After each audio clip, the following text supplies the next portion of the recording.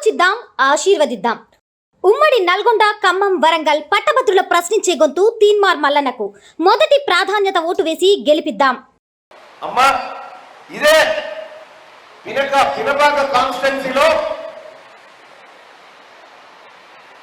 ఇక్కడ గోదావరి వరదలు వచ్చి మొత్తం అతలాకుతలం అయితే తల్లి నా కూతురి బర్త్డేని క్యాన్సల్ చేసుకొని 2 DCMల నుంచి సరుకులు పంపించి ఇక్కడ ఉన్నటువంటి పేద బిడ్డలు ఆదుకుంది నిజం కాదా అన్న? ఒకసారి ఆలోచన చేయండి.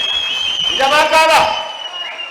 నా కూతురు బర్త్డేని క్యాన్సల్ చేసుకొని దాదాపు 8-9 లక్షలు ఖర్చు పెట్టి 2 DCMల నిండా ఈ పేద బిడ్డల కోసం ఆహార వస్త్రాలు అన్ని పంపించిన తీన్మార్ మల్లన్న ఓడిపో అన్నట. ఈ పని చేసిన తీన్మార్ మల్లన్న ఓడిపో అన్నట. నా బిడ్డకు వచ్చిన కష్టం ఏ బిడ్డకు రాకూడదని 200 మంది పేద బిడ్డలకు ఆపరేషన్ చేయించిన తీన్మార్ మల్లన్న ఓడిపో అన్నట. నా పేద ప్రజలకు మంచి చదువు అందాలి అని విదేశాలలో పేద పిల్లల్ని చదివిస్తున్న తీన్మార్ మల్లన్న ఓడిపో అన్నట. ఎవరు గెలవాలన్నట? ఎవరు గెలవాలంటే భూ కబ్జాలు చేసినటువంటి KT రామారావు మనిషి గెలవాలన్నట.